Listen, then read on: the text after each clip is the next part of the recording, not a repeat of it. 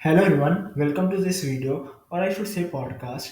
In this podcast, I will be covering the topic of aggregate demand, aggregate supply, and other related concepts, and basically, I should say Keynes theory. But since it's a podcast, I would request to not see the video. You should close your eyes and just feel what I'm explaining. It will not be an in depth revision since it's a revision podcast, but I will try to cover all the topic in a wholesome way. So just sit, relax, and close your eyes. Keynes theory को start करने से पहले I would like to start with some basic concepts of what is aggregate demand, what is aggregate supply, and the relation between both of them, what are their components, etc. Because in order to understand the Keynes theory, we should first be able to understand the small elements of the Keynes theory, what actually Keynes explained in his theory. So let's start. First of all, let's start with aggregate demand. So when I speak the word aggregate demand, two words come into my mind: aggregate and demand. Let's analyze the two words. First of all, aggregate. Aggregate. Just when I speak the word aggregate, what comes in our mind? Aggregate का मतलब आता है एक इकट्ठा होना, सब कुछ साथ में आना। एंड डिमांड का मतलब होता है, जो मैंने प्लस वन में सीखा था, डिमांड क्या है? डिमांड वो नहीं है जो हम एक्चुअली बाय कर रहे हैं, या डिमांड वो है जो एक्चुअली में अभी हमने चीज़ ली नहीं है, बट वो चीज़ हम सोच रहे हैं कि हम इस चीज़ को परचेज कर लें, उसको डिमांड कहते हैं। और एग्रीगेट मतलब सारा कुछ इकट्ठा आना। जब हम प्लस वन में थे, we are studying about demand, कि डिमांड क्या है। जो एक कंज्यूमर जो एक चीज़ खरीदने के लिए उसको अर्ज है कि मुझे ये चीज़ खरीदनी है, उसको डिमांड कहते हैं। बट एग्रीगेट डिमांड क्या है? एग्रीगेट डिमांड है जब मैं पूरी इकॉनमी के सारे कंज्यूमर्स को एक साथ लेकर आऊँ और उनकी इंडिविजुअल डिमांड्स को जब मैं सम अप करूँ, उनको एड अप करूँ, तो जब मुझे वो जो मिलेगा ना, उसको मैं कहूँगा एग्रीगेट डिमांड। एग्रीगेट डिमांड की डेफिनेशन पर आते हैं। Aggregate demand is the sum total of expenditure that people plan to incur. What I say? Plan to incur on the purchase of goods and services produced in the economy, corresponding to their different levels of income. So when I analyze this definition, there are some key points like sum total of expenditure. Like what I explained earlier, sum total of expenditure means aggregate, सबकी individual demands को एक साथ लेकर आना. And another keyword, they plan to incur. So this word is very important, plan to incur. वो उन्होंने अभी वो चीज़ के लिए अभी खर्चा नहीं किया है, बट वो सोचे कि हम खर्चा करेंगे। सो एग्रीगेट डिमांड मतलब सारे इकोनॉमी के सारे कंज्यूमर्स को एक साथ लेकर आते हैं, उनको जो चाहिए, उनकी जो डिमांड है, उनको एड अप करते हैं, तो मुझे जो मिलेगा उसको मैं कहूँगा एग्रीगेट डिमांड। उसके बाद जब मैं इस एग्रीगेट डिमांड के एक पैटर्न को एक टेबल में लिखता हूँ, तो इसको मैं बोलता हूँ शेड्यूल, एग्रीगेट डिमांड का शेड्यूल। और जब इसी एक टेबल को मैं एक डायग्राम के पॉइंट ऑफ व्यू से प्रेजेंट करता हूँ, एक चार्ट बनाता हूँ जिसका मैं, तब मैं उसको बोलता हूँ एग्रीगेट डिमांड का curve, aggregate demand curve and aggregate demand schedule. After that aggregate demand के कुछ कंपोनेंट्स होते हैं। लाइक इतनी बड़ी इकॉनमी है, तो इतनी बड़ी इकॉनमी के अंदर सिर्फ एक तरह का कंज्यूमर नहीं बैठा हुआ है। हमारी इकॉनमी के अंदर डिफरेंट डिफरेंट तरह के कंज्यूमर्स हैं। तो हमें सारे कंज्यूमर्स के कैटेगरी में समराइज करते हैं, जिसको हम बोलते हैं four sectors in the economy. ये हमने नेशनल इनकम के टॉपिक में भी ये चीज़ की हुई है, और हमने गवर्नमेंट बजट के टॉपिक में भी ये चीज़ की हुई है। तो मैं भी फोर सेक्टर्स के बारे में पहले एक्सप्लेन करता हूँ। हमारे पास हमारी पूरी इकॉनमी के अंदर फोर सेक्टर्स होते हैं। तो वो फोर सेक्टर्स कौन से होते हैं? एक तो वो सेक्टर है जो हम लोग हैं, हम आम लोग जो है, जिसको हम बोलते हैं कंज्यूमर्स। उसके बाद जो सेकंड सेक्टर है वो है प्रोडक्शन, जो प्रोड्यूसर्स हैं। पहले कंज्यूमर्स, फिर सेकंड स्टेज पे आते हैं प्रोड्यूसर्स, जो एक्चुअली बना रहे हैं, जो जो चीज़ हम डिमांड कर रहे हैं उनको बनाने वाले, लाइक प्रोड्यूसर्स। जो थर्ड सेक्टर है वो है हमारी गवर्नमेंट, सरकार। और जो फोर्थ सेक्टर है वो है एक्सटर्नल वर्ल्ड। सो बेसिकली हमारी इकॉनमी के अंदर फोर सेक्टर्स होते हैं। फर्स्ट सेक्टर कंज्यूमर्स, दूसरा producers, third one is government, and the fourth one is external world. जब मैं एक्सटर्नल वर्ल्ड की बात कर रहा हूँ, I am talking about imports and exports. जब मैं talking about producers, I mean जो गुड्स हम डिमांड कर रहे हैं उनको, सबको गुड्स को बनाने वाले producers, and consumers like we all are like consumers, आम लोग। तो इन जब फोर सेक्टर्स में, ये सारे जो सेक्टर्स हैं, इनमें कहीं ना कुछ डिमांड हमेशा ही क्रिएट होती है। जब मैं इन चारों की डिमांड को एड अप करता हूँ, then I get aggregate demand. भी aggregate demand itself says that सारी डिमांड का टोटल जब हम करेंगे तब मुझे एग्रीगेट डिमांड मिलेगी। अब सारी डिमांड का टोटल करने के लिए मुझे जो इकोनॉमी के अंदर चार सेक्टर्स हैं उनका टोटल लेना पड़ेगा: consumers, producers, government and external world. But in this topic, we will be talking about just two sectors: first consumers and second producers. Government and external world की हम बात नहीं करने वाले, because government and external world को अगर हम include करेंगे, the topic will become a little bit complicated, so we will restrain ourselves to just consumers and producers. Okay, after that, अब मैं आपसे एक जस्ट क्वेश्चन पूछूंगा जिसका आंसर इवेंचुअली आप अपने मन में सोचिए, मुझे नहीं बता सकते आप।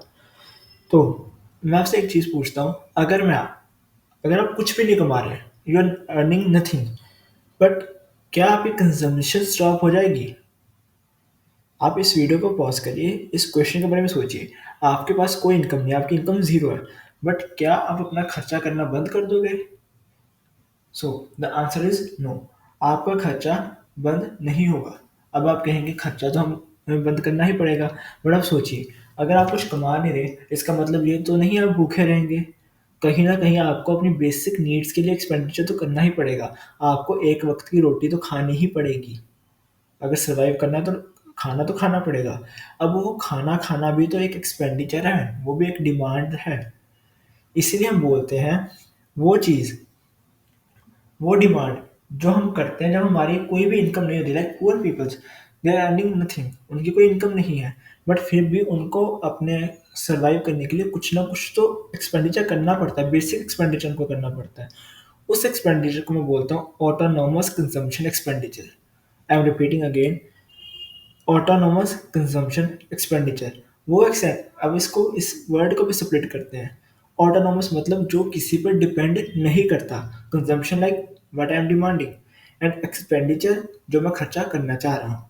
Autonomous consumption expenditure simply means वो एक्सपेंडिचर जो हमें अपनी बेसिक नीड्स को फुलफिल करने के लिए चाहिए, उसको मैं बोलता हूँ ऑटोनोमस कंजम्पशन एक्सपेंडिचर। अब ऑटोनोमस कंजम्पशन एक्सपेंडिचर को मैं कैसे लिखता हूँ? ऑटोनोमस कंजम्पशन एक्सपेंडिचर को लिखने का सिंपल एंड स्ट्रेट अवे जो तरीका है वो है सी, और उसके ऊपर एक हम लाइन डाल देते हैं। इससे हम नोट करते हैं ऑटोनोमस कंजम्पशन एक्सपेंडिचर को। अब मैं एग्रीगेट डिमांड को थोड़ा समराइज कर रहा हूँ। एग्रीगेट डिमांड क्या है? जो भी सारे जो लोग हैं इकोनॉमी के अंदर, उनकी जो डिमांड है, जो वो विश कर रहे हैं बाय करने के लिए, उनकी जब मैं सम अप करता हूँ, then I get aggregate demand. अब एग्रीगेट डिमांड के कुछ कंपोनेंट्स होते हैं।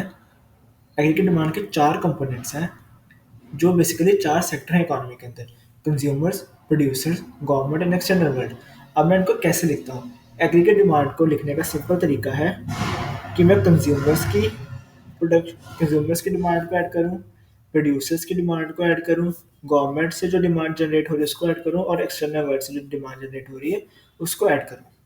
गवर्नमेंट की जो गवर्नमेंट से जो एक्सपेंडिचर होता है, गवर्नमेंट से जो एग्रीगेट डिमांड जनरेट होती है, उसको मैं डिनोट करता हूँ जी के साथ। जो प्रोड्यूसर्स के साथ डिमांड क्रिएट होती है उसको मैं डिनोट करता हूँ आई के साथ। अब सोचिए, प्रोड्यूसर्स कैसे डिमांड करते हैं? द बेसिक क्वेश्चंस का प्रोड्यूसर डिमांड कैसे करेंगे? सो आप सोचिए, आपका एक बिजनेस है। अब आप अपने बिजनेस को चलाने के लिए आपको एक जगह चाहिए, आपको कुछ इन्वेस्टमेंट चाहिए, आपको कुछ कैपिटल चाहिए। वो इन्वेस्टमेंट, वो कैपिटल जो आप लगा रहे हैं, वो ही बेसिकली प्रोड्यूसर्स की डिमांड है। उसको हम डिनोट करते हैं आई के साथ। बेसिकली इसको हम बोलते हैं इन्वेस्टमेंट। ठीक है, फिर से सोचिए, बिजनेस को चलाने के लिए, बिजनेस को एक्सपैंड करने के लिए प्रोड्यूसर को कुछ पैसा खर्च करना पड़ेगा, जिसको हम बोलते हैं कैपिटल। उस कैपिटल को हम डिनोट करते हैं आई के साथ, जो प्रोड्यूसर्स की इन्वेस्टमेंट होती है और उनका डिमांड को शो करता है। कंज्यूमर्स का सिंपल है, कंज्यूमर्स लाइक हम सारे जो लोग हैं, हम जब शॉप में जाते हैं या किसी को शॉप में जाते हैं तो हम बेसिक नीड्स के लिए या फिर अपने लग्जरियस आइटम्स को डिमांड करते हैं। उसको डिनोट किया जाता है सी के साथ कंजम्पशन। आई फॉर इन्वेस्टमेंट जो प्रोड्यूसर्स करते हैं। जी फॉर गवर्नमेंट जो गवर्नमेंट अपना एक्सपेंडिचर करती है। आप कहेंगे गवर्नमेंट कैसे डिमांड जनरेट करती है, तो गवर्नमेंट का जो डिमांड जनरेट करने का सिंपल फंडा है। गवर्नमेंट क्या करती है अपनी इकोनॉमी के अंदर काफ़ी सारा पैसा इन्वेस्ट करती है। वो रोड्स बनाती है, वो डैम्स बनाती है। जब वो इतना सारा पैसा खर्च कर रही है तो वो क्या कर रही है, एक्सपेंडिचर कर रही है। और एक्सपेंडिचर के साथ कुछ डिमांड जनरेट हो रही है, तो इसको हम बोलते हैं एग्रीगेट डिमांड। भी एग्रीगेट डिमांड का कंपोनेंट हो गया। इसके अलावा एक्सटर्नल वर्ल्ड। अब एक्सटर्नल वर्ल्ड के अंदर दो कंपोनेंट्स हैं। या तो हम एक्सटर्नल वर्ल्ड के साथ इंपोर्ट करेंगे या एक्सटर्नल वर्ल्ड को हम एक्सपोर्ट करेंगे। तो अब इस कंपोनेंट को कैसे लिखा जाए? जब एक्सपोर्ट हम करेंगे, जब बाहर के लोग हमारे देश के अंदर से सामान खरीदेंगे, तो मेरे डोमेस्टिक जो इकोनॉमी है उसके अंदर जो गुड्स हैं उसकी डिमांड जनरेट हो गई। वहाँ से जो बाहर के जो लोग हैं मेरी इकोनॉमी के अंदर, मेरे शॉपकीपर्स, मेरे प्रोड्यूसर से सामान ले रहे हैं, मेरी इकोनॉमी के अंदर डिमांड इंक्रीज हुई। तो मैं क्या करूँगा, जो एक्सपोर्ट्स है उसको मैं एडअप कर दूंगा। और इम्पोर्ट से क्या होगा? अब आप सोचिए, आप घर बैठे हैं, आपने सोचा मैं एक आईफ़ोन परचेज़ करूँगा। आपका दोस्त बाहर बैठा है कनाडा में, वो आपने उसको बोला मेरे लिए यार एक आईफ़ोन ले आओ। अब उस आईफ़ोन के आने से क्या होगा? अगर वो दोस्त आपका उधर ना होता, तो आप अपने डोमेस्टिक इनकम से कहीं आप लोकल कोई शॉपकीपर से जाते, वहाँ से आप आईफ़ोन परचेज़ करते। तो क्या होता, वो जो डिमांड है वो आपकी इकोनॉमी के अंदर चलती, वो आप डिमांड जो है वो अपनी इकोनॉमी के अंदर खर्च करते। बट आपने ऐसा नहीं किया, आपने अपने दोस्त से बोला कनाडा से लेकर आ। उससे क्या हुआ, जो एग्रीगेट डिमांड थी आपकी इकोनॉमी के अंदर वो कम हो गई। इसलिए हम इंपोर्ट्स को माइनस करेंगे। एक्सपोर्ट से क्या हुआ, वो आईफोन एक्सपोर्ट से क्या हुआ कि बाहर के जो लोग हैं उन्होंने मेरी इकोनॉमी के अंदर गुड्स परचेज किए। तो इसलिए वो एक्सपोर्ट्स जो हमारी एग्रीगेट डिमांड को इंक्रीज कर रहा है उसको मैंने एडअप कर दिया। बट इंपोर्ट्स के कारण मेरी एग्रीगेट डिमांड कम हो रही है, इसलिए मैंने वो इंपोर्ट्स को माइनस कर दिया। So aggregate demand is equal to consumption means C plus I plus G plus exports minus imports. After that aggregate demand के बाद हमारा नेक्स्ट कंपोनेंट आता है जिसके बारे में हम एनालाइज करेंगे, वो है एग्रीगेट सप्लाई। अब एग्रीगेट सप्लाई के अंदर भी टू एलिमेंट्स हैं। First element aggregate, another element supply. Okay, अब फिर से हम प्लस वन में जाते हैं। What is supply? Supply is basically what the producers are wish to produce in the economy. मतलब हमने प्लस वन में सीखा कि सप्लाई होता वो है जो हमारे जो प्रोड्यूसर्स हैं, जो सामान बना रहे हैं, वो जो प्लान करते हैं कि इस साल मैं इतनी प्रोडक्शन करूंगा, उसको हम बोलते हैं सप्लाई। और एग्रीगेट मतलब इंडिविजुअल प्रोड्यूसर्स का, जब हम जो उनकी विश है सप्लाई करेंगे उसको जब एड अप करेंगे तो हमें मिलेगा एग्रीगेट सप्लाई। अब इसकी डेफिनेशन पे आते हैं। एग्रीगेट सप्लाई की डेफिनेशन पे। Okay, so what is aggregate supply? Aggregate supply refers to flow of goods and services as planned by producers during an accounting year। अब आप फिर से सोचिए, एग्रीगेट सप्लाई क्या है? वो गुड्स एंड सर्विसेज का फ्लो कैसे होगा? जब वो सामान को बनाएंगे, कौन बनाएगा? प्रोड्यूसर्स। एज प्लान्ड मतलब अभी उन्होंने बनाया नहीं है, वो प्लान कर रहे हैं, इसलिए हम बोलते हैं एग्रीगेट सप्लाई का क्या है, but the producer are actually planning to produce, उसको हम बोलेंगे एग्रीगेट सप्लाई। एग्रीगेट सप्लाई को हम कैसे लिखते हैं? एस के साथ। एग्रीगेट डिमांड को कैसे लिखते हैं? एडी के साथ। ओके, सो अब इसके बाद अलग फर्दर टॉपिक पे आते हैं। एग्रीगेट सप्लाई को हम इनकम के साथ इक्वल करते हैं। हम कहते हैं जितनी सप्लाई हुई है उतनी इनकम जनरेट होगी। पर अब ये कैसे चीज़ होती है, इसको एनालाइज करते हैं।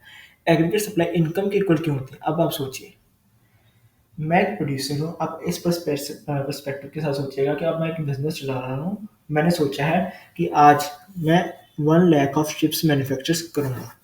अब आप सोचिए, अब मैं थोड़ा नेशनल इनकम में जा रहा हूँ। 1 लाख के जो मैं चिप्स प्रोड्यूस करूँगा, मैंने सोचा प्रोड्यूस करूँगा, मतलब अभी सोच रहा हूँ कि मैं प्रोड्यूस करूँगा 1 लाख की चिप्स।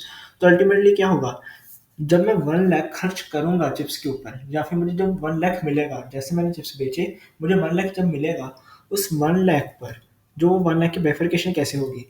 वो 1 लाख की बाइफरकेशन ऐसे होगी कि जब मुझे वो 1 लाख मिलेगा तो कुछ मैं पैसा अपने एम्प्लॉयज़ को दे दूंगा as a part of salary, कुछ पैसा मैं दूंगा अगर मेरी कोई ज़मीन है, लाइक मैंने कोई फैक्ट्री रेंट पे ली है, तो कुछ मैं रेंट पे एक्सपेंडिचर करूँगा, तो मैं वो रेंट का पैसा दे दूँगा। इसके बाद अब जो मैंने पैसा लगाया, उस पैसे की कुछ अपॉर्चुनिटी कॉस्ट है, लाइक जब मैं पैसा रेज़ कर रहा हूँ, तो मैंने किसी से वो पैसा लिया है। अब वो पैसा जिससे लिया, उसको कुछ रिटर्न देना पड़ेगा उस पैसे का, तो मैं उसको सपोज़ इंटरेस्ट दूँगा। अब आप सोचेंगे अगर पैसा मैंने अपना ही लगाया, तो जब आपने अपना ही पैसा लगाया, तो आप अपने पैसे से भी तो कुछ इनकम डिमांड करेंगे ना।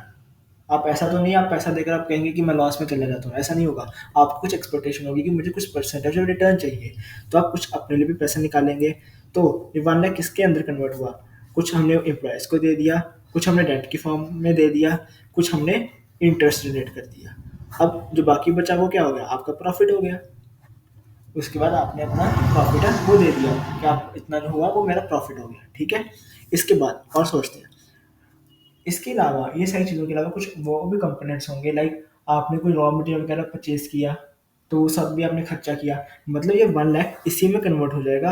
आपने अपने एम्प्लॉयर्स को पैसा दिया, रेंट के लिए पैसा निकाला, इंटरेस्ट के लिए पैसा निकाला और बाकी जो बचा आपने प्रॉफ़िट कमाया। तो अल्टीमेटली क्या हुआ?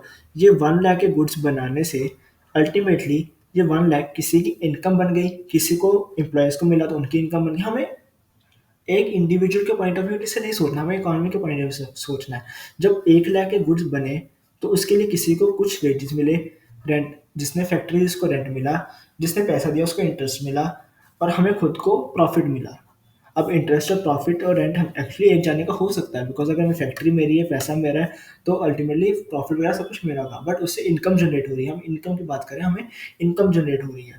तो अगर हमने किसी से गुड्स लिए भी, लाइक मैंने चिप्स बनाने के लिए किसी से पोटैटोज़ परचेज़ किए, तो उसको जब मैंने पोटैटोज़ के लिए पैसा दिया, तो उसके लिए वो इनकम जनरेट हो गई।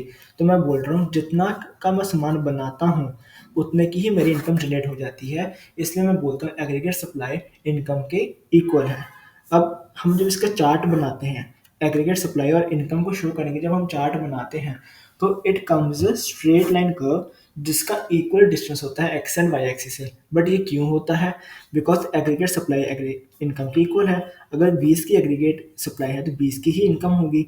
इसलिए वो जो कर्व है वो स्ट्रेट स्ट्रेट जाती है, वो पॉइंट्स जो है बिल्कुल स्ट्रेट प्लॉट होते हैं। आप खुद कर्व में एक ग्राफ बना सकते हैं, उसमें आप चेक कर सकते हैं कि एग्रीगेट सप्लाई इनकम की इक्वल है। इसलिए एक स्ट्रेट लाइन बनती है जिसको हम बोलते हैं 45 डिग्री, वो होती है एक्स और वाई एक्सिस से, वो एक 45 डिग्री का एंगल बनाती है। इसलिए हमने एग्रीगेट सप्लाई को कवर किया, एग्रीगेट डिमांड को कवर किया। Now let's come to income. अब इनकम के भी दो कंपोनेंट्स होते हैं। इनकम के कौन से दो कंपोनेंट्स होते हैं? सी प्लस आई। खुद सोचिए, आपको अगर मैंने आज 10 रुपये दिए है, तो आप उस 10 रुपये का क्या करेंगे? जहाँ तो उस 10 रुपये की आप सेविंग कर लेंगे, उसको कहेंगे कि मैं इसको सेव करके रखता हूँ, इसको मैं कहीं खर्च नहीं करूँगा, या फिर आप उस 10 रुपये को खर्च कर देंगे। तो यहाँ तो अगर आप 10 रुपये का 2 रुपये खर्च कर देंगे या 5 रुपये खर्च कर देंगे, बाकी का सेव कर लेंगे। तो हम बोलते हैं इनकम जो है वो मेरी सी प्लस एस, मतलब income is equal to consumption plus saving, इसके इक्वल होती है। ओके, अब इसको कंफ्यूज मत करिएगा। इनकम जिसको हम वाई के साथ डिनोट करते हैं is equal to C plus S, but जो एग्रीगेट डिमांड है equal to C plus I. अब मुझे पता है वो G plus exports minus imports के भी इक्वल होती है, बट मैंने आपको बोला कि हम सिर्फ टू सेक्टर की बात करेंगे, हम सिर्फ कंज्यूमर्स और प्रोड्यूसर्स की बात करेंगे। इसलिए मैं बोल रहा हूँ A D equal to C plus I, but income equal to C plus S. ठीक है। अब बहुत मोस्ट ऑफ द टाइम जो कन्फ्यूजन होती है, हम ए डी को ही सी मान लेते हैं। A D is not equal to C. ठीक है। एग्रीगेट सप्लाई का मैंने आपको कर्व बताया, एक सिंगल स्ट्रेट लाइन जाती है जो 45 डिग्री होती है एक्स एक्सिस के साथ। अब मैं एग्रीगेट डिमांड का आपको कर्व बताता हूँ कैसे बनता है। एग्रीगेट डिमांड का कर्व कैसे बनेगा?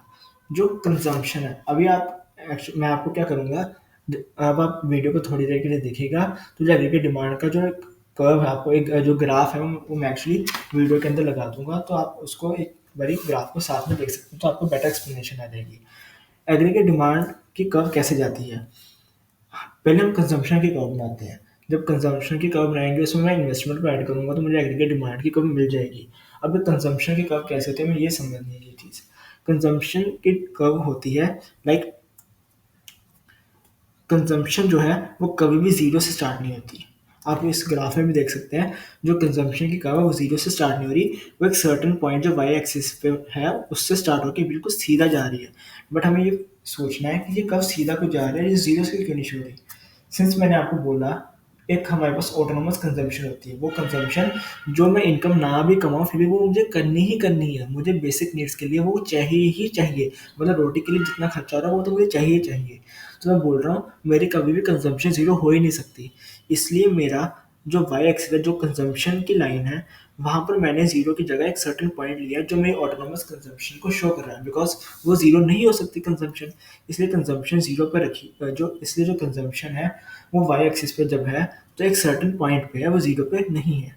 जो मेरी इनकम है, जो एक्स एक्सिस पे आप एनालाइज करिए, जब इनकम ज़ीरो होगी फिर भी कुछ ना कुछ कंजम्पशन है, बिकॉज जो कंजम्पशन है वो वाई एक्सिस पे है, इसलिए वो ज़ीरो पर नहीं। अब ये क्वेश्चन है कि स्ट्रेट क्यों जा रही है, तो मैं बोलता हूँ जैसे जैसे मेरी इनकम बढ़ेगी, मतलब जैसे जैसे मैं एक्स एक्सिस पर आगे जा रहा हूँ, मेरी इनकम जो मेरा ग्राफ है वो ऊपर जा रहा है, मतलब मेरी इनकम इंक्रीज हो रही है। अब भी प्रैक्टिकली भी यही चीज़ होती है। अब आप सोचिए, अगर आप कुछ भी नहीं कमा रहे तो आप कुछ मिनिमम अपनी सर्वाइवल के लिए कुछ खर्चा करेंगे। जैसे जैसे आप अपनी इनकम बढ़ेगी आपकी, मतलब पहले आप 10 कमा रहे थे, अब आप 1000 कमाओगे, फिर आप 2000 कमाओगे, तो इवेंचुअली क्या होगा, जितना आप ज़्यादा कमाओगे उतना आप ज़्यादा खर्चा करना शुरू कर दोगे, इवेंचुअली आप उतना खर्चा करोगे। तो इसलिए हम बोल रहे हैं जैसे जैसे मेरी इनकम बढ़ेगी वैसे वैसे मेरी कंजम्पशन भी बढ़ेगी, इसलिए मेरी कंजम्पशन की कम ऊपर जा रही है। दो पॉइंट्स मैंने क्लियर किए कि मेरी इनकम की कर्व जो है ज़ीरो से स्टार्ट करनी है, बिकॉज कुछ हमें कंजम्पशन होती है जो मुझे ज़ीरो लेवल की इनकम पर भी करनी होती है, इसीलिए उसको मैं बोलता हूँ ऑटोनोमस कंजम्पशन एक्सपेंडिचर। और इसीलिए जो कंजम्पशन की जो कर्व है वो ज़ीरो से स्टार्ट नहीं हो रही। अब वो सीधा क्यों जा रही है, बिकॉज जैसे जैसे इनकम बढ़ रही है वैसे वैसे मेरा कंजम्पशन भी इंक्रीज हो रहा है। अब क्वेश्चन है कि जो लाइन जा रही है बिल्कुल एक स्ट्रेट लाइन क्यों है, ये लाइन स्लांटिंग क्यों नहीं है, ऊपर क्यों नहीं है, नीचे क्यों नहीं है, एक सीधी कर्व क्यों जा रही है। तो मैं बोलता हूँ जो मेरा इंक्रीज इन कंजम्पशन है वो कांस्टेंट है। अब मेरे वर्ड्स को ध्यान से देखिएगा, मैंने बोला मेरा जो इंक्रीज है कंजम्पशन में वो कांस्टेंट है, इंक्रीज इज कांस्टेंट। मैंने ये नहीं बोला मेरी कंजम्पशन कांस्टेंट है। कांस्टेंट मतलब एक सिमिलर चीज़, मतलब अगर मैंने बोला 20 तो मतलब 20 20 20 20 20 मतलब कांस्टेंट, एक सेम सेम सेम लेवल पे है वो चीज़। जब मैं बोल रहा हूँ कंजम्पशन कांस्टेंट, इसका मतलब कंजम्पशन से 20 कंजम्पशन इंक्रीज ही नहीं हो रही। पर जब मैं बोल रहा हूँ इंक्रीज कांस्टेंट, मतलब कि अगर वो 5% से के साथ बढ़ रहा है तो अभी वो 5% के साथ ही इंक्रीज हो रहा है, मतलब वो इंक्रीज हो रहा है, 10 से वो 20 हो रहा है, बट जो उनका रेट है वो इक्वल। जैसे अभी 10 से 20 हुआ तो क्या वो 100% का इंक्रीज हुआ। अब मैं कह रहा हूँ इंक्रीज कांस्टेंट है, इसका मतलब अगर 10 से 20 हुआ, 100% का इंक्रीज हुआ, तो 20 से वो 40 होगा, 20 से वो 30 नहीं होगा, बिकॉज 20 से 40 होने के लिए क्या होगा, 100% का इंक्रीज है तो डबल होगा, 20 से 40 हो जाएगा। मैं एक्चुअली ये चीज़ बोल रहा हूँ, 100% का इंक्रीज होगा, ठीक है। इसलिए कंजम्पशन की जो कर्व है बिल्कुल सीधी जाती है, बिकॉज कंजम्पशन कांस्टेंट है और वो जीरो से पर नहीं है, तो मैं क्लियर कर चुका हूँ। अब जो इन्वेस्टमेंट है, इन्वेस्टमेंट का एक्चुअली हम इन्वेस्टमेंट को यहाँ पर कीन्स ने बोला है, इन्वेस्टमेंट को अभी हम कांस्टेंट लेंगे।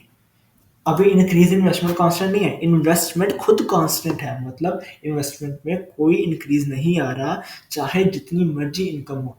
इसलिए इसलिए जो इन्वेस्टमेंट की जो कर्व है it is parallel to X axis, जो इनकम के पैरेलल, चाहे जितनी मर्जी इनकम हो, मेरी इन्वेस्टमेंट अगर 20 है तो 20 ही रहेगी, इसलिए वो पैरेलल है एक्स एक्सिस के। अब मैं बोल रहा हूँ एग्रीगेट डिमांड की कैसे लाइन आएगी, तो एग्रीगेट डिमांड की जो लाइन है वो बिल्कुल कंजम्पशन लाइन के पैरेलल होगी, बट उसके ऊपर बनेगी। अब वो क्यों, कंजम्पशन की जो लाइन है वो हमने सीख लिया वो कैसे बनती है।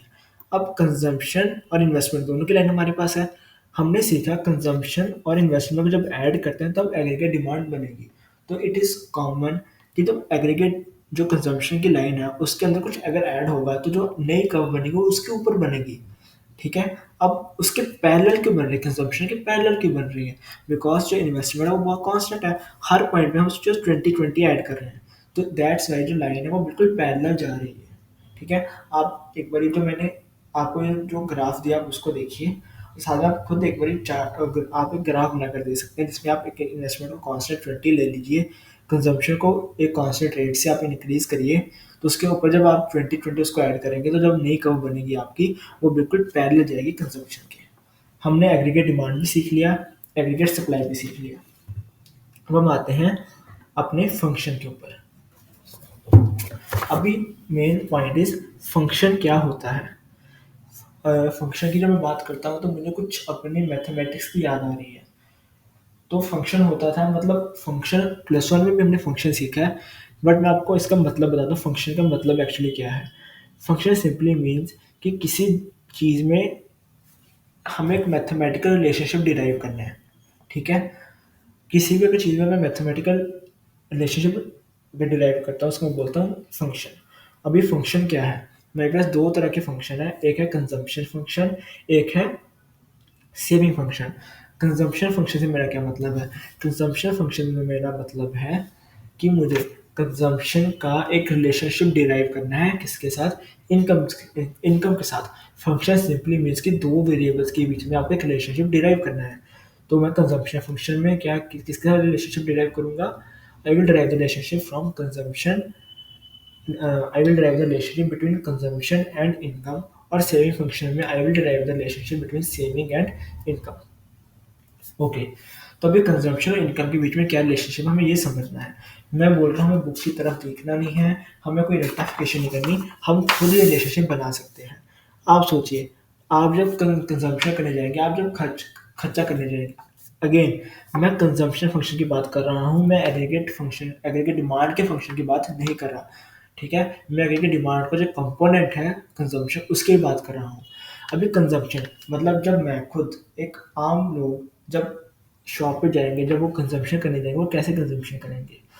आपके पास जितना पैसा होगा, सपोज मेरी 20 की इनकम है, आप उसका कुछ परसेंटेज है वो खर्च कर देंगे। मेरे पास अगर मुझे आज 1 लाख की इनकम हुई मेरी, तो 1 लाख की इनकम का 20%, 30% जितना मैं चाहता उतना खर्च कर दूंगा। ठीक है, तो मैं बोल रहा हूँ कंजम्पशन किसके इक्वल है, जितनी मेरी इनकम हुई उसको मल्टीप्लाई कर देता हूँ, किसका मल्टीप्लाई कर देता हूँ, जितना मैंने खर्च किया, percentage of what I spend.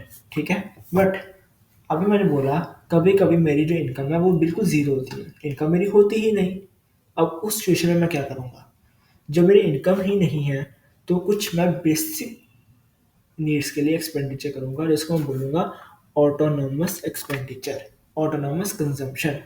तो वो तो होनी ही होनी है, बेसिक नीड्स पे जो कंजम्पशन होनी वो तो होनी ही होनी, चाहे इनकम जीरो हो, तो चाहे इनकम जीरो हो, चाहे या इनकम लाख हो, वो तो होनी ही होनी है।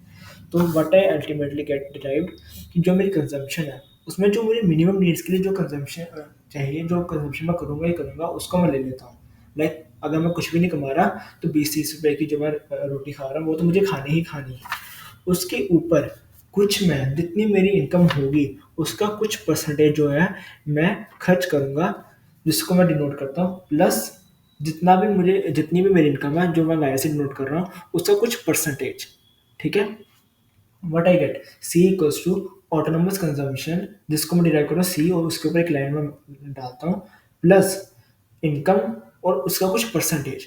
सी equals to autonomous consumption plus income और उसका कुछ percentage. Okay, now moving further on, ये जो चीज़ है इसमें मैं अब आपको बताऊंगा कि जो सर्टेन परसेंटेज है इसको कैसे लिखना है, और इसके बारे में आपको कुछ थोड़ा सा बताऊंगा। ओके, सो टॉपिक होता है जिसको हम बोलते हैं marginal propensity to consume, MPC। इसके बारे में आपने प्लस वन में बात नहीं की होगी, बट थोड़ा सा कुछ रेलिवेंस आता है। बट चलिए अभी हम यहाँ पे इसको इन डिटेल पढ़ते हैं। मार्जिनल प्रोपेंसिटी टू कंज्यूम, और एक टॉपिक होता है मार्जिनल प्रोपेंसिटी टू सेव। अब ये क्या है हम इसके बारे में डिस्कस करते हैं। जब इसको सीख लेंगे तो हम अल्टीमेटली जो कुछ परसेंटेज इनकम का हम देखते हैं, जो हम खर्च करते करते हैं कंजम्पशन फंक्शन में, हम उसको भी समझ लेंगे। ठीक है, अब what is MPC। MPC simple, अभी मैंने बोला मार्जिनल प्रोपेंसिटी टू कंज्यूम। अभी एक्चुअली है क्या,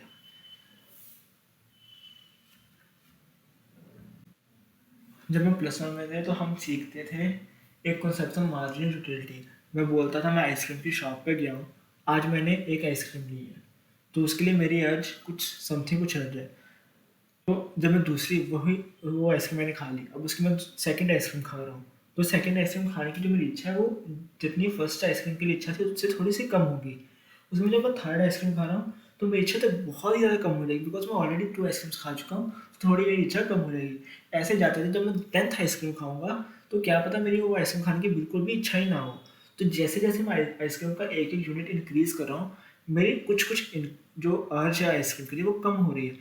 उसको मैं क्या बोलता हूँ, मार्जिन। मतलब एक-एक यूनिट बढ़ने से कितनी-कितनी मेरी जो अर्ज है वो कम हो रही है, उसको मैं बोल रहा हूँ मार्जिन। अभी इस टॉपिक पे आते हैं, मार्जिनल कैपेसिटी टू कंज्यूम। इसका मतलब मैं बोल रहा हूँ कि जितना जितना मेरी इनकम बढ़ रही है उसका मैं कुछ तो खर्च कर रहा हूँ। अभी मैंने बोला कंजम्पशन फंक्शन में मैंने क्या किया, जितनी मेरी इनकम हो रही है उसका कुछ खर्च तो मैं कर रहा हूँ, ठीक है।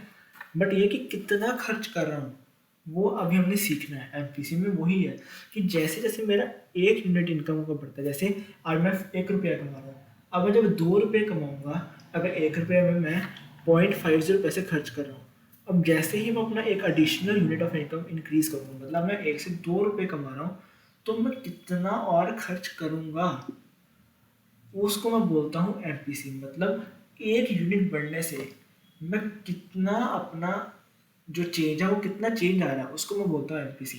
जैसे मैंने बोला एक यूनिट ऑफ आइसक्रीम को बढ़ाने से मेरी कितनी अर्ज है उस आइसक्रीम के लिए, उसको मैं बोलता हूँ मार्जिनल यूटिलिटी। वैसे मैं बोल रहा हूँ, जैसे ही मैंने अपना 1 रुपया मेरे इनकम का बढ़ा, उसका मैंने कितना कंजम्पशन किया, उसको मैं बोल रहा हूँ एमपीसी। अभी थोड़ी एक एग्जांपल लेते हैं। मैंने बोला मैं 50 रुपीज़ कमा रहा हूँ, 50 रुपीज़ का मैं 10% जो है मैंने खर्च कर दिया। 50 रुपीज़ का मैंने 10% लाइक 5 रुपीज़ मैंने स्पेंड कर दिए। तो मेरा क्या रेट आ गया कि मेरा लाइक अब एक एग्जांपल लेते हैं। मेरी इनकम है 50, अब मेरी इनकम बढ़कर 51 हो गई।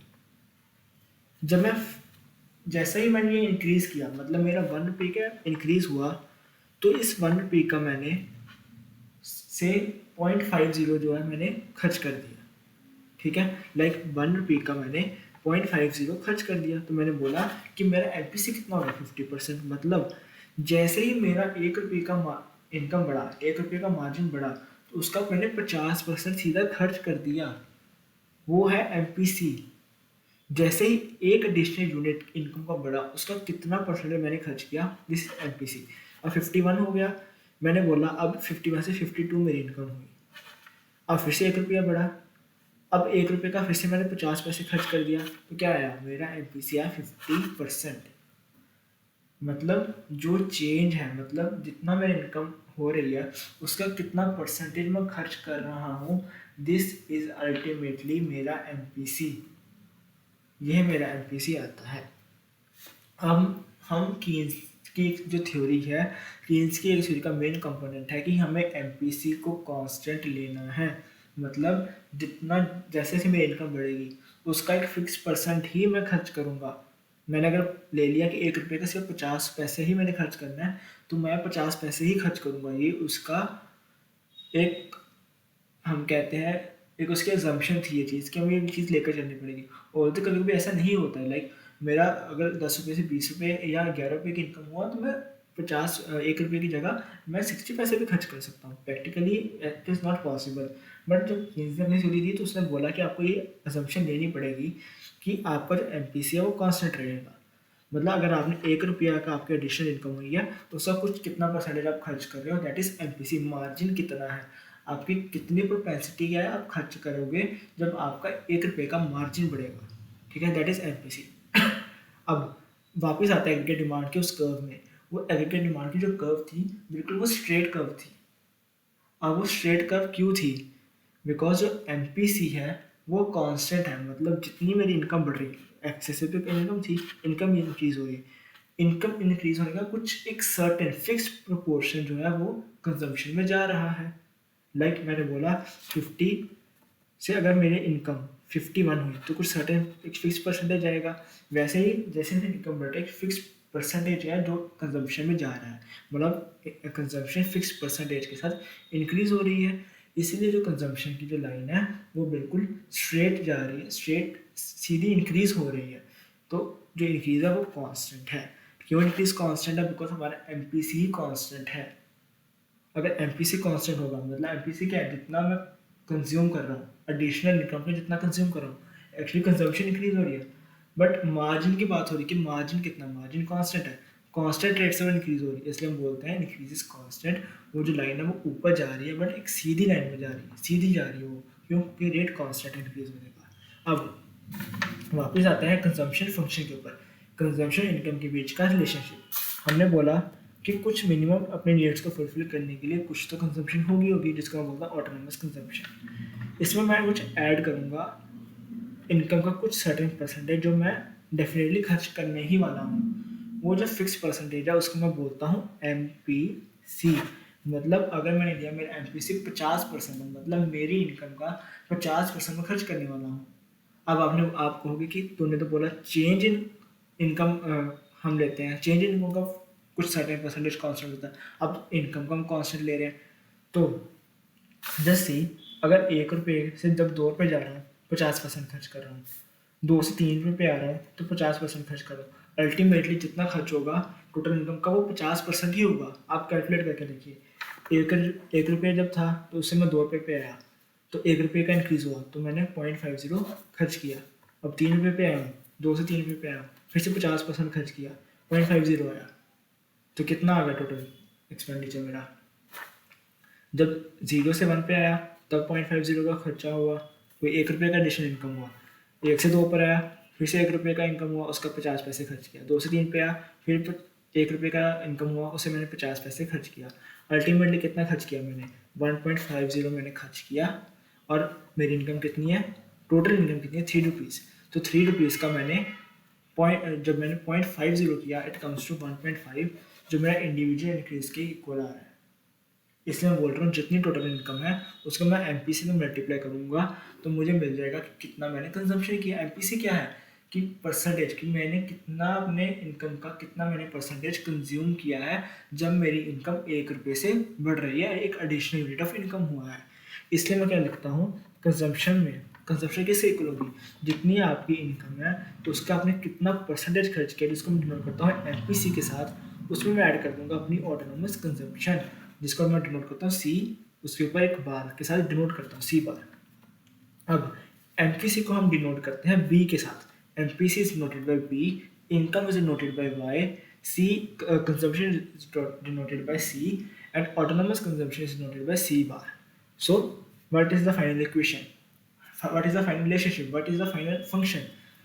C is equals to autonomous consumption plus income into MPC, or I should say YB. C equals to autonomous consumption plus MPC into Y.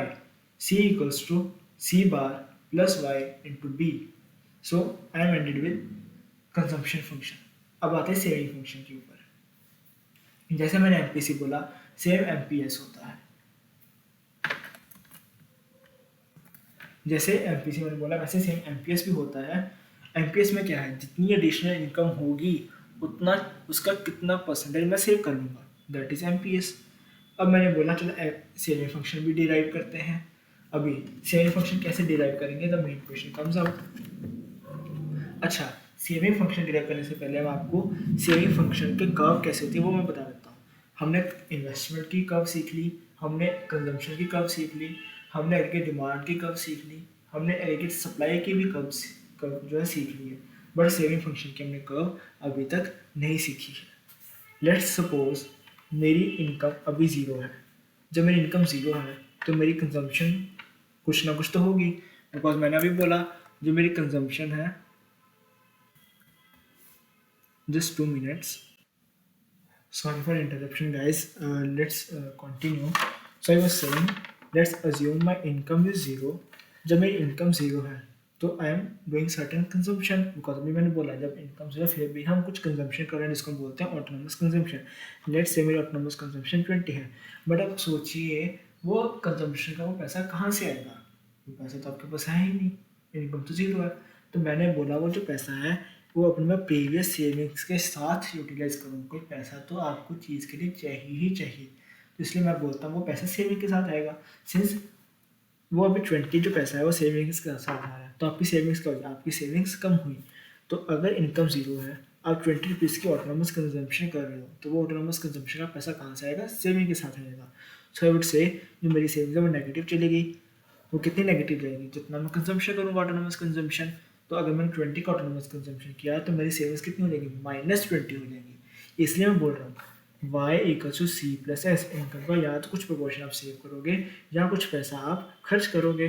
तो अगर मेरी इनकम 0 है तो y equal C plus S, अगर autonomous consumption 20 है तो savings क्या होंगी, -20 होंगी। तो ultimately 20 minus 20 comes out to be 0। y equal to C plus S. अब सेविंग की लाइन कैसे बनेगी, सेविंग की कर्व कैसे बनती है। तो मैंने बोला अगर मेरी कंजम्पशन है, अभी आप फिर से आप सेकंड की तरफ देखिए, आपको मैंने फिर से चार्ट वहाँ पर दिखाया है, आप उस चार्ट से देखिएगा एक बार।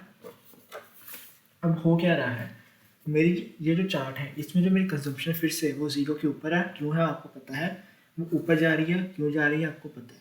अब सेविंग की बात करते हैं। अब आप देखेंगे सेविंग जो कर्व है वो बिल्कुल नेगेटिव से जा रही है, वो नीचे से आ रही है, वो एक्सेस के बिल्कुल नीचे से आ रही है। पर वो क्यों, वो नीचे से रही है बट वो सीधा सीधा जा रही है। अब ऐसा क्यों, अब हमें ये समझना है।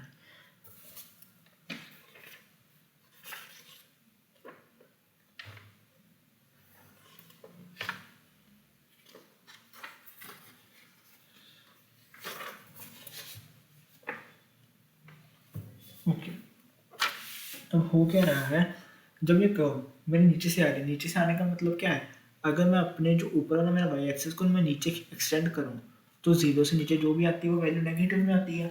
अभी आपने सीखा जब आपकी इनकम बिल्कुल 0 है तो आपकी कुछ कंजम्पशन है जिसको आप, जो कंजम्पशन पॉजिटिव में है, ऑटोनोमस कंजम्पशन है, इसलिए वो वाई एक्सिस के पॉजिटिव साइड पे है। बट जब आपकी इनकम 0 है, जो एक्सेस एक्सिस के ऊपर आपकी जो इनकम है वो 0 है, मतलब एक्स एक्सिस 0 पॉइंट पे है, तब आपकी कुछ सेविंग होगी। तो वो एक्चुअली क्या सेविंग नेगेटिव है, इसलिए जो उसकी जो पॉइंट है वो वाई एक्सिस के नीचे वाली साइड पे आएगा, नेगेटिव साइड पे आएगा। इसलिए जो वो पॉइंट है वो नीचे बन रहा है, इसलिए कब जो नीचे से जा रही है वो नेगेटिव से जा रही है। अब क्वेश्चन है why it is going upward, और ये ऊपर क्यों जा रहा है। तो मैंने बोला जैसे जैसे मेरी इनकम हो रही है मेरी सेविंग्स भी इंक्रीज हो रही हैं। अब आप देखिए आपकी 10 रुपीज़ की अगर इनकम हुई, वो 10 रुपीज़ आप कंजम्पशन के ऊपर खर्च करेंगे, उसी 10 रुपीज़ का आप सेविंग के ऊपर खर्च करेंगे। अब हमने सीखा कि जो से देखिए जो ओवरऑल कंजम्पशन है और ओवरऑल सेविंग है वो एक्चुअली इंक्रीज ही हो रही है। अभी हम बात करें पर यूनिट का कितना जा रहा है कंजम्पशन सेविंग के ऊपर, ओवरऑल तो इंक्रीज ही हो रहा है। अगर आपके पहले 10 रुपये इनकम थी, आपने कुछ कंजम्पशन किया, कुछ आपने सेव किया, अब आप 10 की जगह 20 कमा रहे हैं। तो इसका ये मतलब नहीं है कि अगर आप 10 के ऊपर 5 रुपये का कंजम्पशन कर रहे हैं और 5 रुपये सेव कर रहे हैं तो इसका मतलब ये नहीं होगा कि आप 10 से सीधा अगर आपकी 20 की इनकम हो गई तो जो 10 रुपये का जो इंक्रीज है वो सीधा का सीधा कंजम्पशन ही कर लेगा, 15 रुपये का कंजम्पशन कर लेंगे। ये पॉइंट ही नहीं है, ऐसा हो ही नहीं सकता। और ऐसा तो बिल्कुल भी नहीं हो सकता कि अगर 10 रुपये के आपका इनकम का इंक्रीज हुआ है तो आप 11 रुपये का कंजम्पशन कर लेंगे, वो कभी नहीं होगा। बिकॉज 10 रुपये की इनकम में आप 5 रुपये सेव कर रहे हैं। अब आपकी इनकम जब बढ़ेगी तो आप ज़्यादा सेव करना स्टार्ट करेंगे, आप खर्चा करेंगे, ऑफकोर्स खर्चा तो करेंगे, खर्चा इंक्रीज होगा, बट खर्चा के साथ साथ इनकम भी इंक्रीज होगी और खर्चे के साथ साथ आपकी सेविंग भी इंक्रीज होगी।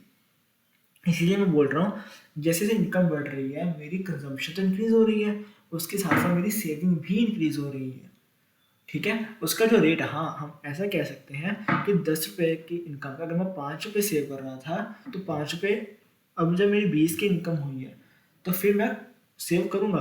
बट अगर मैं पहले 5 रुपये सेव कर रहा था, अब मैं कम सेव कर लूँगा बट सेव तो करूँगा, सेविंग तो इंक्रीज होगी होगी मेरी।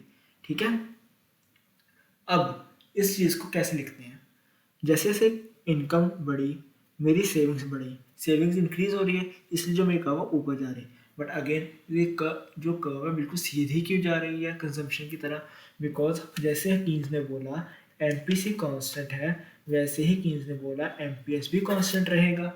अब ऐसा क्यों, अगर कीन्स ने देखिए एमपीसी और एमपीएस को जब मैं ऐड करूंगा ना I will get 1, MPC plus MPS equals to 1। अब सोचिए, खुद ही सोचिए कैसे, अगर आप 1 रुपया कमा रहे हैं, एडिशन 1 रुपये की अगर एडिशन हुई है इनकम में, उसका कुछ परसेंटेज आपने कंज्यूम कर लिया। अब जो बचा वो सेव ही करोगे ना। 1 रुपये का अगर आपने 50% खर्च कर दिया, 50% खर्च कर दिया, क्या बचा, 50% बचा, वो 50% सेव ही होगा ना। इनकम के दो कंपोनेंट्स हैं सी प्लस एस, कुछ खर्चा किया तो कुछ सेव होगा। अगर एमपीसी एक ही रेट रहेगा तो एमपीएस भी तो एक ही रहेगा। अगर आप 0.5 ही खर्च करोगे तो 0.5 ही सेव करोगे। इसलिए MPC plus MPC equals to 1 होता है। और एमपीसी अगर कांस्टेंट है के कहने पर, तो एमपीएस भी कांस्टेंट रहेगा। इसलिए जो कर्व है वो बिल्कुल सीधी जाती है और ऊपर की तरफ जाती है। ठीक है। अब जो ये शेड्यूल है ना एग्रीगेट इसका कंजम्पशन का शेड्यूल है, इसको थोड़ा सा मॉनिटर करते हैं। अभी कैसे, इनिशियली मेरी इनकम जीरो होती है तो मेरा कुछ ऑटोनोमस कंजम्पशन होता है। लेट्स से 20 का ऑटोनोमस कंजम्पशन है। तो अगर 20 का ऑटोनोमस कंजम्पशन है तो सेविंग क्या होगी, -20 होगी ऑफ कोर्स, बिकॉज आप सेविंग से कंजम्पशन करोगे, कोई इनकम तो आपकी है नहीं। अब जैसे आपकी इनकम होगी, लेट्स से आपकी 10 रुपीज़ की इनकम हुई, तो मैंने बोला कि मेरे मार्जिनल प्रोपेंसिटी टू कंज्यूम अगर मैं लेता हूँ 10%, बिकॉज मैंने अभी बोला ये कांस्टेंट रहती है कीन्स के कहने पर। तो जैसे जैसे मेरी कंजम्पशन बढ़ेगी, मेरा एमपीसी कुछ होगा। अगर 10 रुपये का मैंने वो किया, 10 रुपये का मेरी इनकम बढ़ी, तो उसका 10% क्या किया मैंने, 10 जैसे मैंने बोला 10 रुपीज़ का चेंज आया, तो 10 रुपीज़ का जो चेंज आया उसका 10% मैंने कंज्यूम किया। तो कितना भी कंजम्पशन हो गया मेरा, आई होप आपने सोच लिया होगा कितना हुआ। अभी उसका मैंने 1 रुपये का मेरा चेंज आया। ठीक है। अब 1 रुपये का चेंज आया, ऑटोमस 20 था, इनकम के बढ़ने से 1 रुपये का चेंज आया। 10 मैंने बोला 10%, 10% मतलब 1 रुपीज़ का चेंज आया, तो मेरी अब कंजम्पशन होगी 21। तो अल्टीमेटली मैंने सेव कितना कर रहा हूँ मैं। अभी इसी चीज़ को एक हम टेबल की फॉर्म में देखते हैं। लेट्स से मेरी इनकम जो है स्टार्टिंग में जीरो है, पर मेरी ऑटोनोमस कंजम्पशन तो कुछ होनी ही होने वाली है। लेट्स से अभी मेरी जो इनकम है वो जीरो है, तो there will be some autonomous consumption, जिसको हम लेट्स से हम कहते हैं ऑटोनोमस कंजम्पशन मेरी 20 है। तो अल्टीमेटली सेविंग्स कितनी होगी, -20, बिकॉज कंजम्पशन का एक्सपेंडिचर करने के लिए इनकम है नहीं, तो हम अपनी पुरानी सेविंग से 20 रुपीज़ लेंगे, जिससे मेरी सेविंग्स जो है वो कम हो जाएगी, -20 हो जाएंगी। फर्दर अब मैं कहता हूँ मेरी जो इनकम है वो जीरो से 50 आई। जैसे वो मेरी जो इनकम है वो जीरो से 50 आई, मेरी कंजम्पशन हो गई 60। अब कितनी मेरी सेविंग्स होगी, y equals to C plus S. अभी कंजम्पशन इनकम से ज़्यादा है, इसका मतलब जो 10 रुपीज़ है वो मैं सेविंग से लूँगा। ओके, नाउ लेट्स से मेरी इनकम है 100 हो गई है, 50 से 100 हो गई, 50 रुपीज़ का फिर से चेंज आया। अब जब 50 रुपीज़ का चेंज आया, जो मेरी कंजम्पशन है वो 100 हो गई है। अभी सेविंग्स कितनी होगी, ज़ीरो। मतलब मैं सेविंग से कुछ भी पैसा नहीं लूँगा, जितनी मेरी कंजम्पशन है वो मेरी इनकम की इक्वल हो गई है। अभी इनकम से सीधा 100 से 150 आ गया, 50 रुपीज़ का चेंज आ रहा है। अब मेरी कंजम्पशन होगी 140। अब मेरी सेविंग्स आ गई पॉजिटिव में। ठीक है। अब जैसे ये पॉजिटिव में आई, अब मैं अपना एमपीसी और एमपीएस डिराइव करने की कोशिश करता हूँ। अभी एमपीसी क्या है, अभी एमपीसी है जैसे ही एडिशनल यूनिट में चेंज आता है तो उसका कितना परसेंटेज कंजम्पशन में जाता है।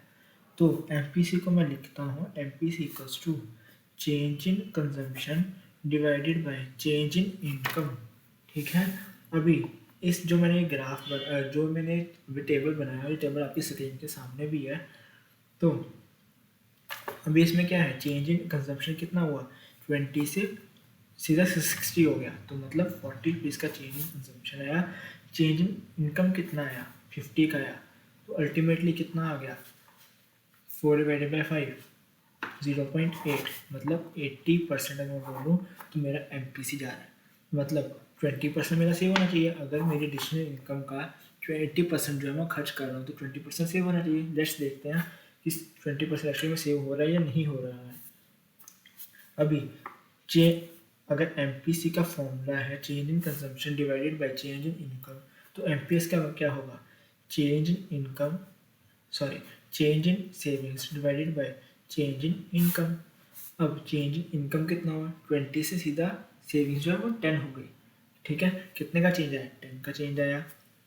अब इनकम क्या है, कितना चेंज आया, 50 का चेंज आया। तो कितना हो गया, 1/5 इक्वल्स टू 0.20 और 20%, तो हो गया ना, MPC plus MPS equals to 1। 80% plus 20% equals to 100%, और मैं 100% को 1 भी लिख सकता हूँ। जैसे 80% को मैं लिख सकता हूँ 0.8, 20% को 0.2 equals to 1। MPC plus MPS equals to 1। क्या हुआ बेसिकली, जितना एडिशनल है, एडिशनल का कितना परसेंटेज मैं अपना कंजम्पशन पे या सेविंग पे खर्च कर रहा हूँ, उसको एमपीसी या एमपीएस बोलता हूँ मैं। ठीक है। अब कंजम्पशन फंक्शन पे आते हैं। कंजम्पशन फंक्शन में सीख लिया कि ऑटोनोमस कंजम्पशन के इक्वल प्लस बी वाई के इक्वल होता है। अब सेविंग फंक्शन किसके इक्वल होगा? जितनी मेरी ऑटोनोमस कंजम्पशन, देखिए ऑटोनोमस कंजम्पशन कंजम्पशन के फंक्शन में पॉजिटिव होता था बिकॉज हम कंजम्पशन कर रहे हैं। सेविंग के फंक्शन में इट कम्स टू नेगेटिव, क्यों? क्योंकि हम सेविंग्स को पैसा निकाल रहे हैं। इसलिए जो ऑटोनोमस कंजम्पशन सेविंग में पॉजिटिव में थी, अब यहाँ पर नेगेटिव में आ जाएगी, तो it comes to minus autonomous consumption plus, मैंने बोला जैसे जैसे मेरी इनकम बढ़ती है मेरी सेविंग्स भी बढ़ती है, जिसके कारण मेरा कर्व भी ऊपर जाता है। तो मैं क्या बोलता हूँ, जितनी मेरी इनकम हुई उसका कितना परसेंटेज अब मैं सेव कर रहा हूँ। वहाँ पर क्या था, कंजम्पशन फंक्शन में क्या था, कितना खर्च कर रहा हूँ, यहाँ पर कितना सेविंग फंक्शन में कितना सेव कर रहा हूँ। अगर मैं वहाँ पर बी से डिनोट कर रहा था एमपीसी को, और यहाँ पर एमपीएस आएगा, बिकॉज चेंज इन मतलब एडिशनल कितना सेव कर रहा हूँ उसको मैं क्या बोलता हूँ, एमपीएस बोलता हूँ, मतलब वाई का एमपीएस। ठीक है। अगर वहाँ पर एमपीसी को मैं बी के साथ डिनोट करता था, तो मैं यहाँ पर एमपीएस को क्या 1 - बी के साथ डिनोट कर सकता हूँ, because MPC plus MPC equals to 1। अगर एमपीसी बी है तो एमपीएस 1 - बी हो जाएगा। तो मैं क्या लिखता हूँ, S equals to minus autonomous consumption plus income, और उसके साथ 1 - बी, उसके साथ मैं मल्टीप्लाई करता हूँ चेंज इन सेविंग्स कितना हो रहा है, मतलब कंजम्पशन मतलब इनकम के चेंज के साथ सेविंग्स में कितना चेंज आ रहा है, वो मैं लिखता हूँ। आई थिंक कंजम्पशन फंक्शन और सेविंग फंक्शन दोनों क्लियर हो गया हमारा। कंजम्पशन फंक्शन मतलब फंक्शन, फंक्शन क्या है, इनकम का कंजम्पशन कंजम्पशन के साथ क्या रिलेशनशिप है। तो what it comes out, consumption equals to autonomous consumption plus income into MPC, जिसको हम बी के साथ नोट करते हैं। सेविंग फंक्शन क्या है, S equals to minus autonomous consumption plus income into MPS, जिसको हम डिनोट करते हैं 1 - बी के साथ। I hope it is clear now. Okay. अब जैसे मैंने आपको ये चार्ट बनाया, अभी ये चार्ट में हमने एम पी से एम पी एस की हमने वो देख ली, डेरिवेशन देख ली कि वो कैसे है। अब इसको थोड़ा ऑब्जर्व करते हैं। जब जीरो थी इनकम, तब 20 का ऑटोनोमस कंजम्पशन, 50 का इंक्रीज हुआ, कंजम्पशन में भी इंक्रीज हुआ और सेविंग भी इंक्रीज हुई, -20 से -10 सेविंग्स इंक्रीज, 50 से 100 पे पहुंचे इनकम, तो कंजम्पशन बढ़ी, सेविंग्स भी बढ़ी। -10 थी पहले, अब जीरो हो गई है। अब आप देख सकते हैं कंजम्पशन और जो इनकम है वो इक्वल है। वो पॉइंट जहाँ पर कंजम्पशन इनकम के इक्वल है उसको बोलते हैं break even point. Very very very important. Break even point कौन सा पॉइंट है, जहाँ पर कंजम्पशन इनकम के इक्वल होती है, ये याद रखिएगा। जहाँ पर ए डी ए एस की इक्वल होता है वो पॉइंट ऑफ इक्विलिब्रियम है, वो आगे डिस्कस करेंगे। जब इनकम कंजम्पशन के इक्वल है it is point of equilibrium, इसको याद रखिएगा। अब मैं अपने पार्ट वन के, जो पार्ट वन हमारा क्या है, कीन्स की थ्योरी को समझने से पहले जो बेसिक कॉन्सेप्ट्स हैं उसको, उसका जो लास्ट टॉपिक है उस पर जाने से पहले मैं एक और छोटा सा पॉइंट है उसको मैं क्लियर कर देता हूँ। हमने जब स्टार्टिंग में एग्रीगेट डिमांड पढ़ा तो मैंने बोला but actually consumers wish to spend, वो कितना खर्चा करना चाहते हैं। ऐसी एग्रीगेट डिमांड को हम बोलते हैं एक्स एंटी डिमांड। वो वाली एक्स नहीं, सिर्फ दूसरी एक्स एंटी डिमांड। ठीक है। एडी क्या है, एक्स एंटी डिमांड। ठीक है। बट जो खर्चा हम कर चुके हैं वैसी डिमांड को हम बोलते हैं एक्स पोस्ट डिमांड। ये दो वर्ड्स हैं जनरली यूज हो जाते हैं क्वेश्चंस में, व्हाट इज एक्स एंटी और एक्स पोस्ट। एक्स एंटी मतलब जो हम एंटीसिपेट कर रहे हैं, जो हम सोच रहे हैं हम उसको खर्चा करेंगे। एक्स पोस्ट वो बोलते हैं पोस्टपोन कर दो, वैसे वहाँ से वो डिराइव हुआ वर्ड पोस्ट, मतलब फ्यूचर में होने के बाद। एक्स एंटी मतलब जो हम एंटीसिपेट कर रहे हैं। अब जो एग्रीगेट डिमांड है वो एक्स एंटी एग्रीगेट डिमांड भी हो सकता है, एक्स पोस्ट एग्रीगेट डिमांड भी हो सकता है।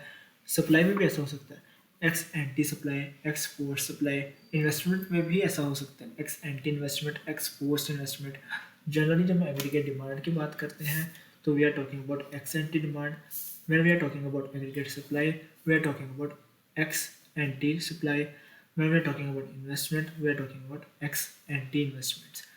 पर कभी कभी डिफरेंस आ जाता है, what is the difference between x ante demand x post demand, तो ये डिफरेंसेस आ जाते हैं, तो आपको ये चीज़ माइंड में रखनी है. Now coming to our last topic, what is the difference between APC and MPC और एपीएस एंड एमपीएस. हमें पता है एपीएस क्या है, जितनी मेरी एक एडिशनल इनकम में जब चेंज आता है उसका कितना परसेंटेज मैं कंज्यूम कर रहा हूँ, मेरी सेविंग्स में कितना एडिशनल इनकम में जब चेंज आने के बाद मैं कितना उसका परसेंटेज सेव कर रहा हूँ, उसको बोलता हूँ एमपीएस.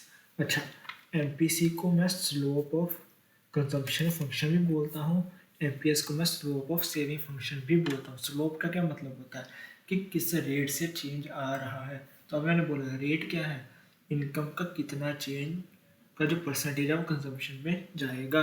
तो यही तो रेट है. जब मैं लाइन बना रहा हूँ, सीधी लाइन जो जब जा रही है वो क्या डिनोट कर रही है, सेविंग कंजम्पशन फंक्शन का या सेविंग फंक्शन का स्लोप क्या है, मतलब किस रेट से वो इंक्रीज हो रहा है.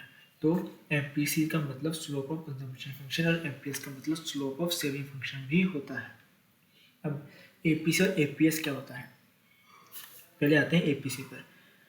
APC stands for average propensity to consume, मतलब एवरेज में कितना खर्चा कर रहा हूँ. एमपीसी का ये आपने चीज़ प्लस में पढ़ी है बट कंजम्पशन के नहीं. आपने पढ़ा है एवरेज रेवेन्यू और marginal revenue, average cost marginal cost. यहाँ पर अब हम पढ़ेंगे एमपीसी और एपीसी में क्या डिफरेंस है.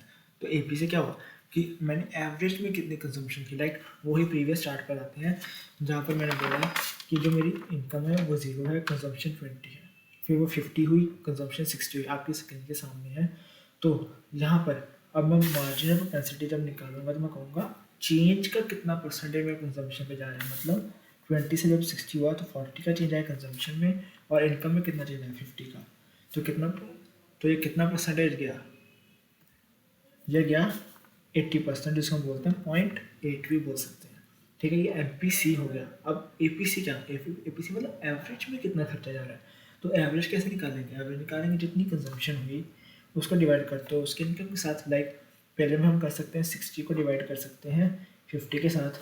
तो एवरेज में कितनी मेरी हुई इनकम हुई मेरी, तो एवरेज में कितना मैंने अपनी इनकम को खर्च किया कंजम्पशन पे. तो एवरेज को अगर निकालूँ मैं तो it comes out to be, अगर मैं सेकेंड स्टेज का निकालूँ तो 60 डिवाइड बाई 50, तो it comes out to be 1.2. वैसे ही अगर मैं फोर्थ स्टेज का निकालूँ तो it is 140 divided by 150. So APC क्या हुआ, एवरेज में कितना खर्चा कर लिया, पर एमपीसी क्या हुआ कि एडिशनल का कितना खर्चा मैंने किया. ठीक है, वैसे ही एपीएस में भी है कि मेरी एडिशनल इनकम में कितना परसेंटेज मैंने सेव किया, बट एपीसीएस किया है कि एवरेज में कितना सेव किया इनकम का प्रोपोर्शन निकालें.